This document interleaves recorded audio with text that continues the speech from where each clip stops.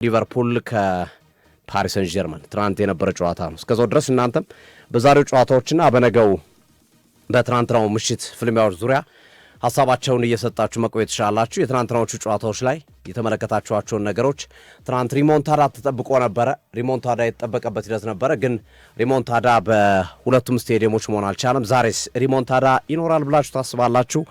ሐሳባችሁን መስጠት ትችላላችሁ። ሊቨርፑል ከፓሪስ ሰን ጀርመን የመጀመሪያ ቆይታችን ይሆናል። ሊቨርፑሎች እንግዲህ ይህንን ጨዋታ ከማድረጋቸው በፊት እንደሚታወሰው በፓርክ ደስ ፕሪንስ የ2-0 ሽንፈት አስተናግደው ነበር የመጡት። አንፊልድ ስለሆነ ብቻ ውጤቱ ይቀለበሳል ተብሎ በተወሰነ መንገድ ጥቂት ሐሳቦች የነበረ ቢሆንም ግን ከፓሪስ ሰን ጀርመን ወቅታዊ አቋም ከሊቨርፑል ወቅታዊ አቋም በመነሳት የጨዋታው ሂደትና እንቅስቃሴ በዛ መንገድ ላይ አሁን እንደሚችሉ ግምቶች ነበሩ። አብዛኛው ግምት ፓሪስ ሰን ጀርመን በጨዋታው ላይ ፓሪስ ሰን ጀርመን የማሸነፍ እድሉ የሰፋ ወይም የመሸነፍ እድሉ ጠባብ ነው የሚሉ ሐሳቦች በተደጋጋሚ ሲንጸባረቁ ነበረ። ጨዋታው በትናንትናው ዕለት የነበረው ጨዋታ ሁለት ክፍል የነበረው ጨዋታ ነበረ። ሁለት የተለያየ ክፍል፣ የመጀመሪያ አጋማሽና የሁለተኛ አጋማሽ። የመጀመሪያው አጋማሽ ኦፍ ኮርስ ሊቨርፑል ኮምፒት አድርጓል፣ ግን በቂ አልነበረም። ጎል ለማስቆጠርም በቂ አልነበረም። ፓሪስ ሰን ጀርመንም በሚገባ በጨዋታው ላይ ተገቢውን ፉክክር ሲያደርግ ተመልክተናል። የመጀመሪያው አጋማሽ ለሁለቱም ባላንስ ያደረገ ለሁለቱም ጥሩ ፉክክር የታየበት ጨዋታ ሁነን ተመልክተናል የመጀመሪያው አጋማሽ።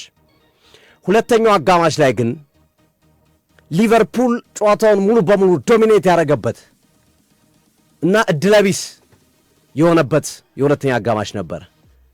ልፋቱ ግሩም፣ እድል ግን አብራ ያልነበረችበት ሂደት ነበረ። በተለይ ሊቨርፑሎች ለነዚህ ሁኔታዎች ወይም እንደዚህ አይነት ነገር እንዲከሰት ለመሆኑ ሁለተኛው አጋማሽ ላይ የተሻለ እንቅስቃሴ እንዲያደርጉ ሊቨርፑላውያን የተለያዩ ምክንያቶች ነበሩ። ከመጀመሪያው አጋማሽ በተለየ መንገድ ለምሳሌ ሁጎ ኢኪቲኬ ወጥቶ መሐመድ ሳላ ገብቷል። መሐመድ ሳላ ትናንት በጣም የሚገርም ነበር። የመጨረሻ የአውሮፓ ሻምፒዮንስ ሊግ ጨዋታው ነው በሊቨርፑል ማሪያ። መሐመድ ሳላ በጣም አስደናቂ እንቅስቃሴ ነው ያደረገው ተቀይሮ ከገባ በኋላ። ከዛ ውጪ ሌላኛው ምክንያት በፓሪስ ሰን ጀርመን በኩል የኑኖ ሜንዴዥ መጎዳት እና የሉካስ ሄርናንዴዝ መግባት የቲዮ ሄርናንዴዝ መግባት ቡድኑን ተጋላጭ አድርጎት ነበር። ኑኖ ሜንዴዥ ምን ያህል መከላከሉን ማጥቃቱ ላይ እጅግ ወሳኝ ተጫዋች እንደሆነ በደንብ የተመለከትንበት ነው። ኑኖ ሜንዴዥ መጎዳቱ ለሊቨርፑል ጥሩ አጋጣሚ ፈጥሮ ነበር በሁለተኛው አጋማሽ ላይ። ከዛ ውጪ በኋላ ላይ አሌክዛንድር አይዛክ ወጥቶ ጋክፖ ሲገባ የሚበልጥ የሊቨርፑል የማጥቃት እንቅስቃሴ ከፍ ያለበት ሂደት እንመለከታለን። ተከላካይ መስመሩ ላይ ፍሪምፖንግን አስወጥቶ ጎሜዝን ሲያስገቡ ኮምፎርቴብል የመሆን እንዳልኩት ግራው ላይ የኑኖ ሜንዴዥ መጉደል ቡድኑን የፓሪስ ሰን ጀርመን ቡድንን ማሳሳቱ እንዳለ ሆኖ ጎሜዝ ፍሪምፖንግን ተክቶ ሲገባ ግን ጎሜዝ የተሻለ ነበረ በእንቅስቃሴ በማጥቃቱም በመከላከሉም። ስለዚህ እነዚህ ምክንያቶች ሊነሱ ይችላሉ።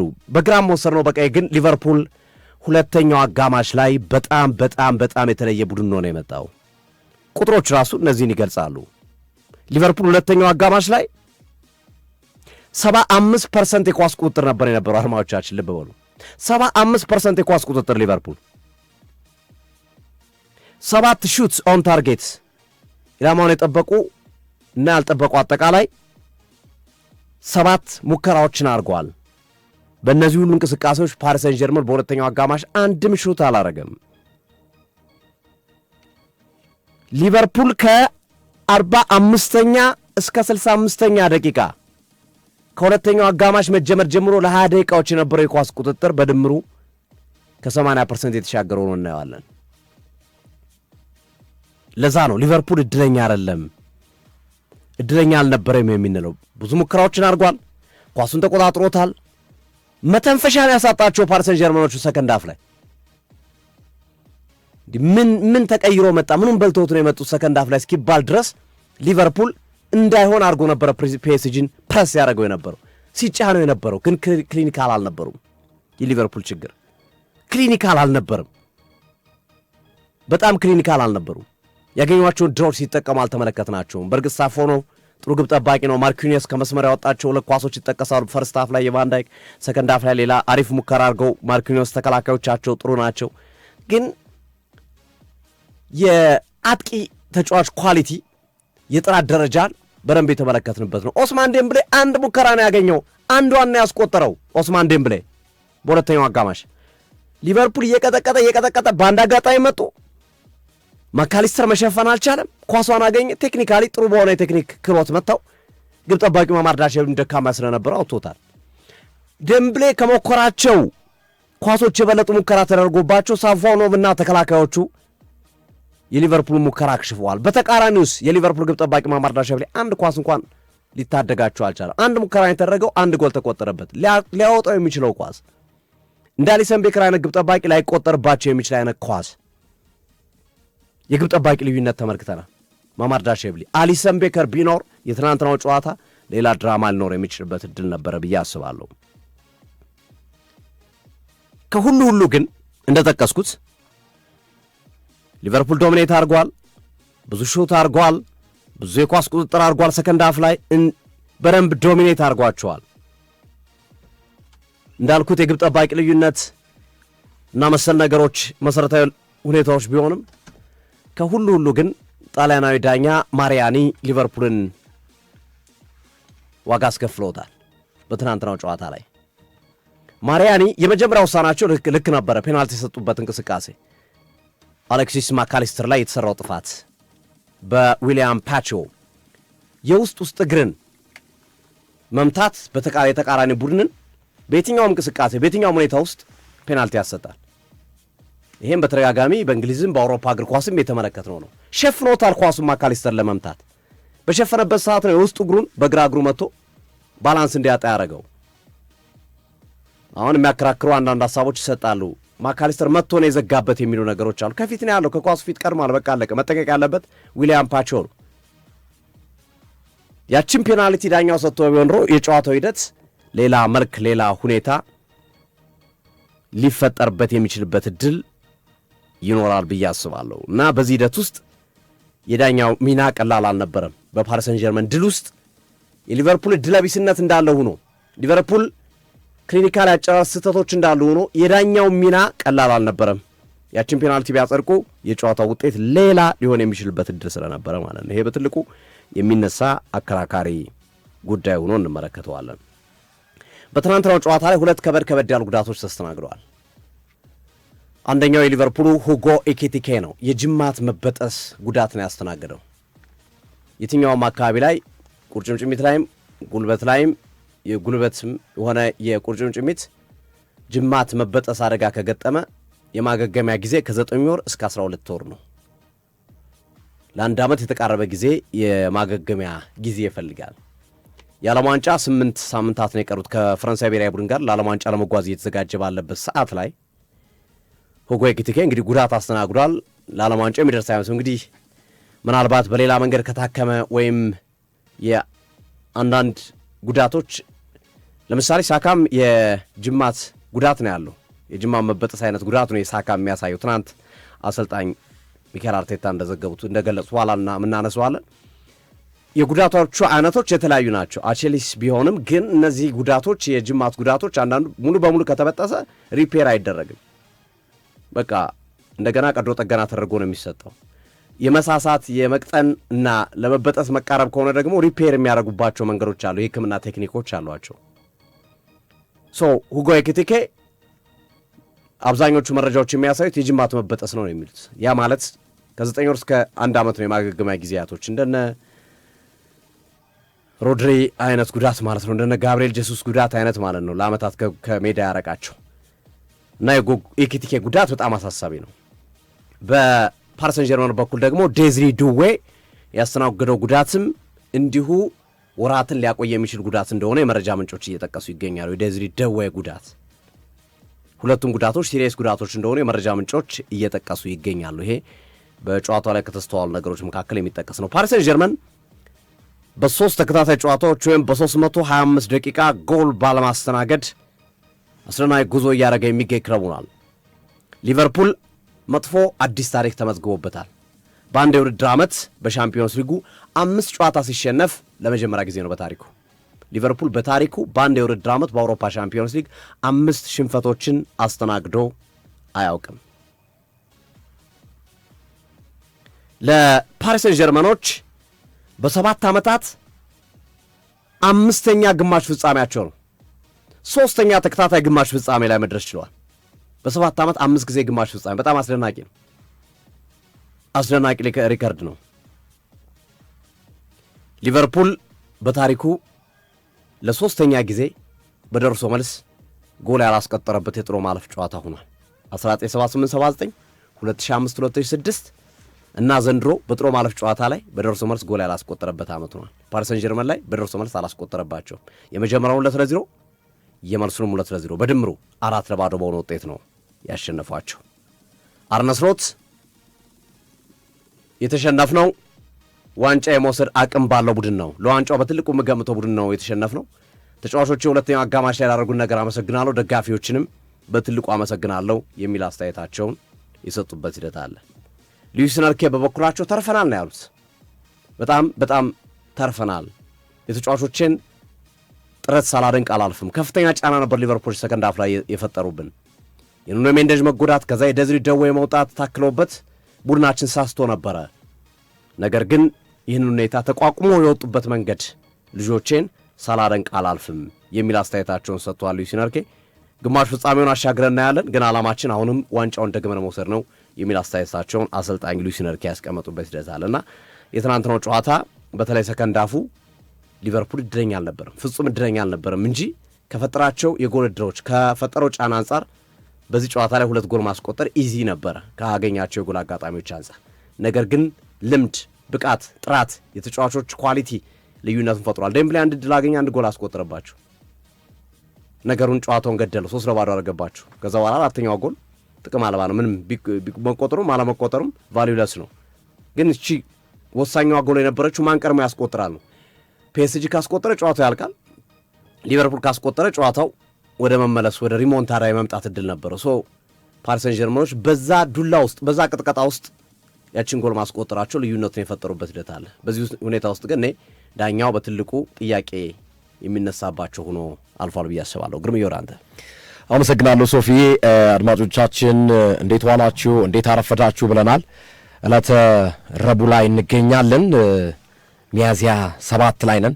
ሚያዝያ 7 ዕለተ ረቡዕ እስከ 8 ሰዓት ድረስ አብረን ቆይታ እናደርጋለን። የአውሮፓ ሻምፒዮንስ ሊግ ትናንት የነበረ ጨዋታ የመጀመሪያው ጨዋታ የሊቨርፑል ከአውሮፓ ሻምፒዮንስ ሊግ የተሰናበተበት መርሃ ግብር ነው።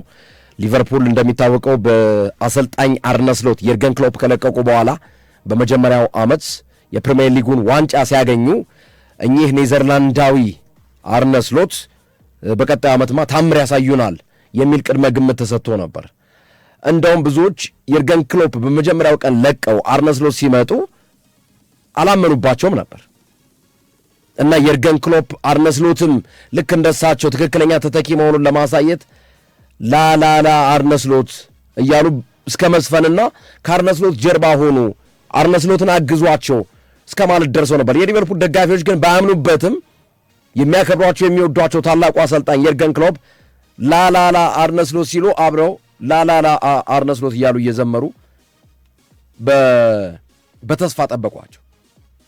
ኦፍ ኮርስ ዋንጫ እንወስዳለን የሚል ግምት አንድም የሊቨርፑል ደጋፊ አልነበረውም የርገን ክሎፕ ሲለቁ ወይም በለቀቁበት ወቅት ማለት ነው።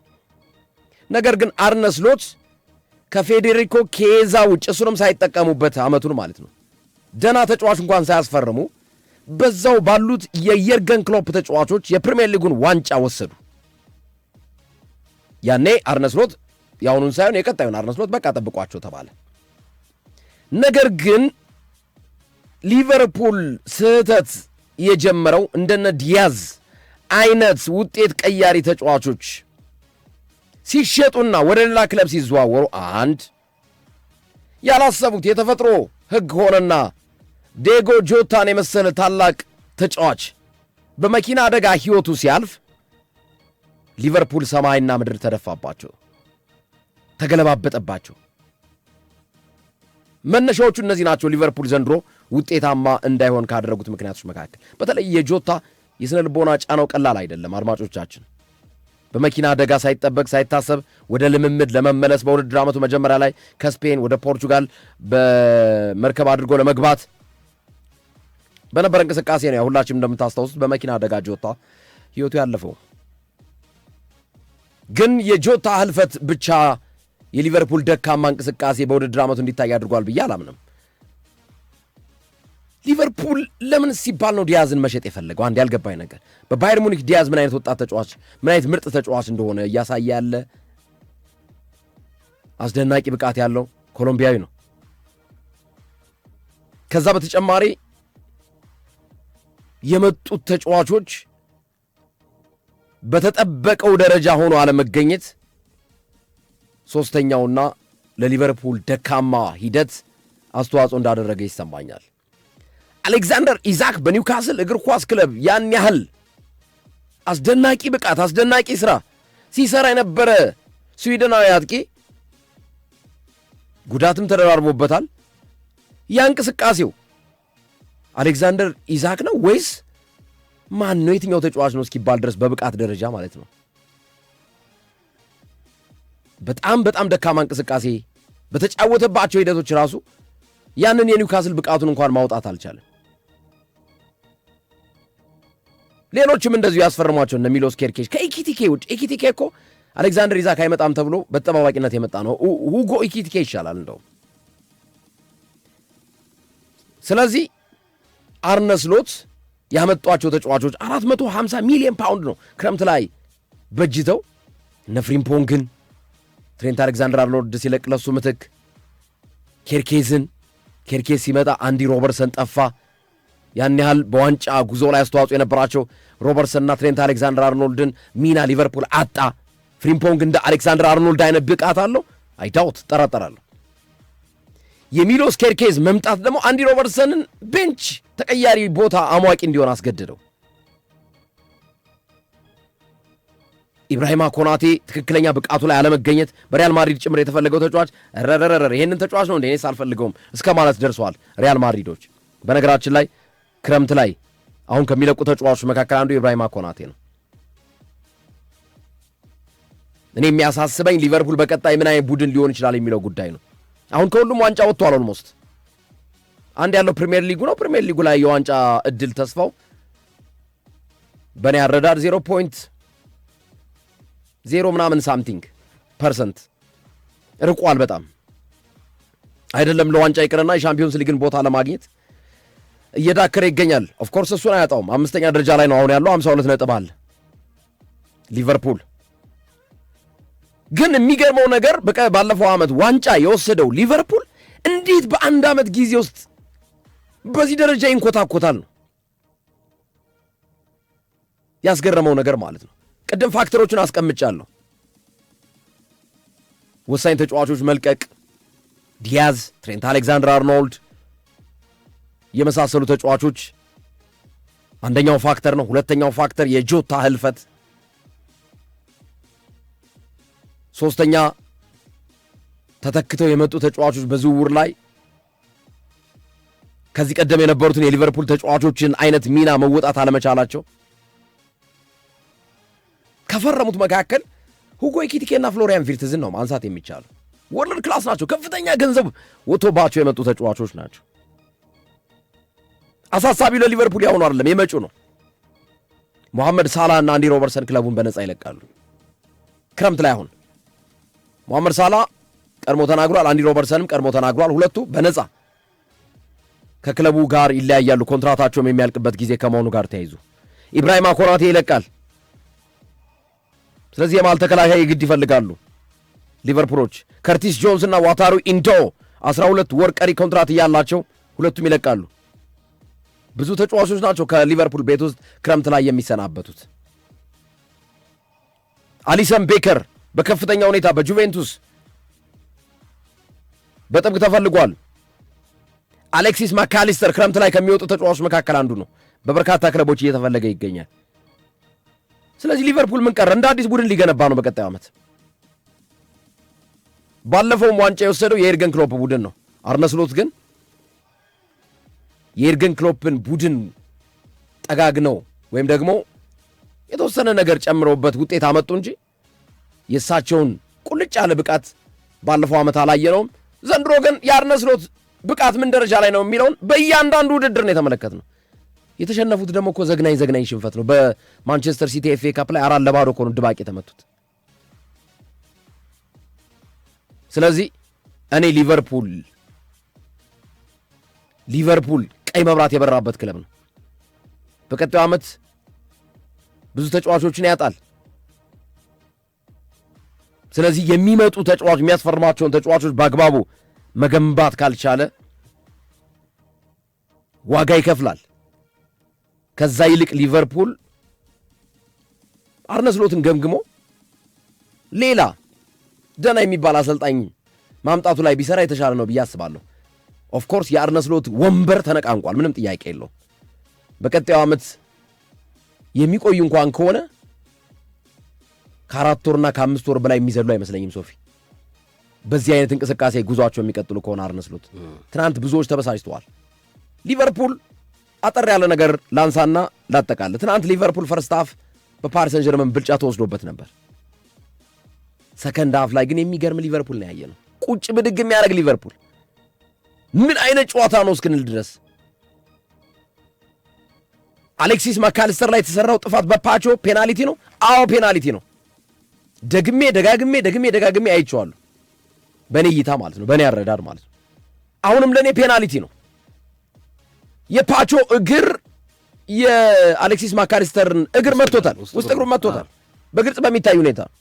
እንዴት እንደሻሩ ዳኛው ስቲል እስካሁን መልስ ያላገኘለት ጉዳይ ነው። ኳሱን የመቆጣጠር አድቫንቴጅ ነበረው። በማካሊስተር ቁጥጥር ስር የመሆን እድል ነበረው፣ ሸፍኖታል።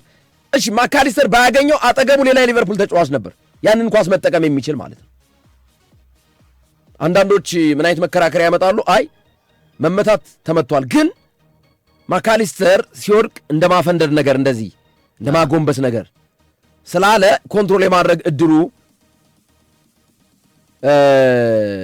ያ ግምት ውስጥ ገብቶ ነው እንጂ መንካት ነክቶታል የሚሉ ሰዎች አሉ። እንዴ በውስጥ እግሩን ፓቾ እኮ እየመታው ነው እኮ ይታያል። እስኪ ደጋግማችሁ እዩት፣ በጣም ደጋግማችሁ እዩት።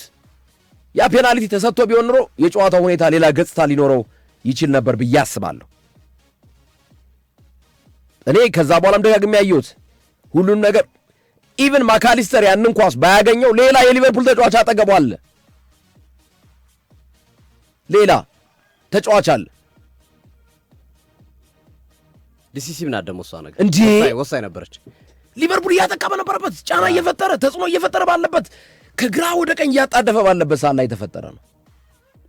ግን በኋላ ላይ ፓሪስ ሰን ጀርመን ሊቨርፑልን እንደ በረዶ ነው ያቀዘቀዙት፣ እንደ ፍሪጅ ነው ያቀዘቀዙት።